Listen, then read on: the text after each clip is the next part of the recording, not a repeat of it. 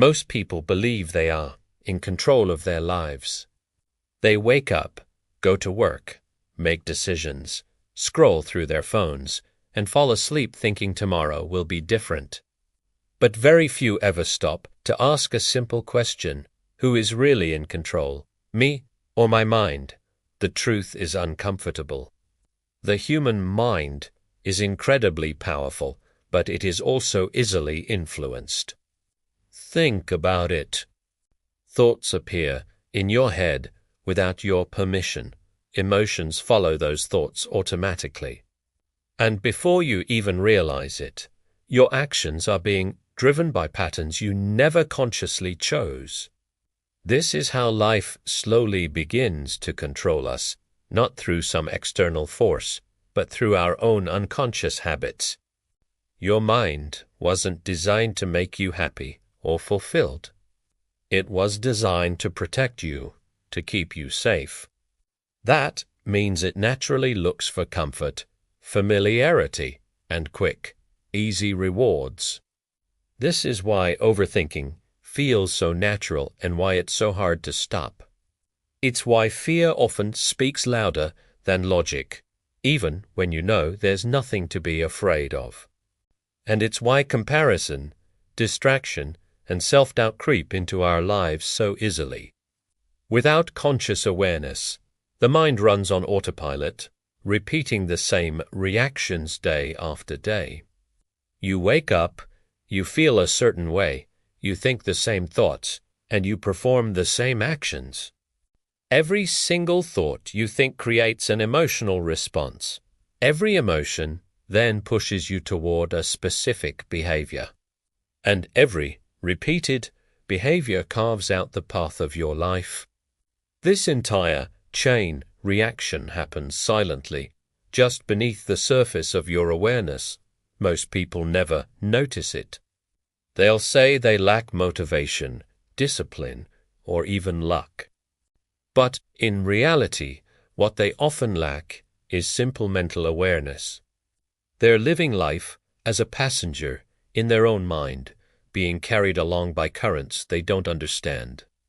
Modern life makes this problem even worse. We are bombarded with constant notifications, endless scrolling feeds, and entertainment designed to give us quick dopamine hits. This trains our brains to constantly seek stimulation instead of clarity. In this environment, deep focus becomes a rare skill. Stillness starts to feel uncomfortable, and silence feels empty. But here's the secret. Silence is where true awareness begins. And awareness is the foundation of genuine control. Now, controlling your mind doesn't mean suppressing thoughts or forcing yourself to be positive all the time.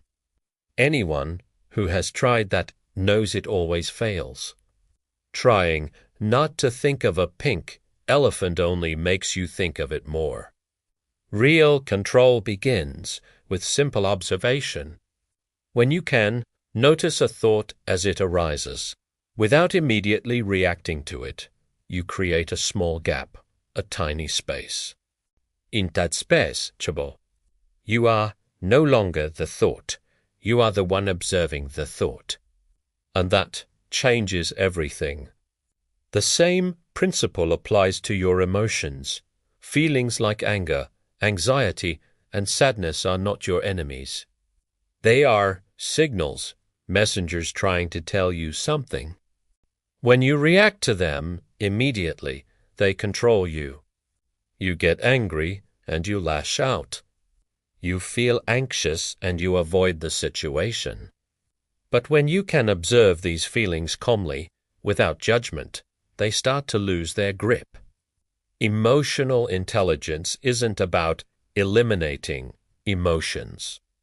It's about understanding their message without letting them dictate your actions. We also misunderstand discipline. We often picture it as harsh routines, self-punishment, and forcing ourselves to do things we hate. But true discipline is simply clarity. It's a side effect of a clear mind. When your mind is clear and you know what you truly want, decisions become simpler. When your decisions are simple, staying consistent becomes natural, not a struggle. A disciplined life isn't rigid. It's intentional. So many people wait for their life to change before they decide to change their mindset. They think, once I get that promotion, I'll be more confident, or once I find the right partner, I'll be happy. But the universal law is that it always works in the opposite direction. Change begins internally first. When you take responsibility for your thoughts, you are, by extension, taking responsibility for your future. When you stop being a reactor and start being a chooser, life slowly stops controlling you. You start to take the driver's seat. Of course, the mind will always try to pull you back into old, familiar patterns. That is its nature. It likes what it knows. So, progress doesn't come from fighting or defeating your mind in some epic battle. It comes from understanding it, working with it, and gently guiding it. Each moment you choose to be aware, you weaken the power of unconscious control and you strengthen the muscle of conscious choice. If there is one thing to take away from all this, let it be this: you do not need to control everything in your external life. You only need to learn to control your attention. Because what you focus on grows, what you ignore eventually fades away. Your life will always follow the direction of your attention, whether you choose that direction consciously or not. So, the next time you feel overwhelmed or out of control, just pause, take a deep breath. Instead of chasing your thoughts down a rabbit hole, just observe them as if they were clouds passing in the sky. Instead of fighting your emotions, just feel them in your body without judgment. This isn't giving up control. This is the very beginning of true freedom. Thanks for watching.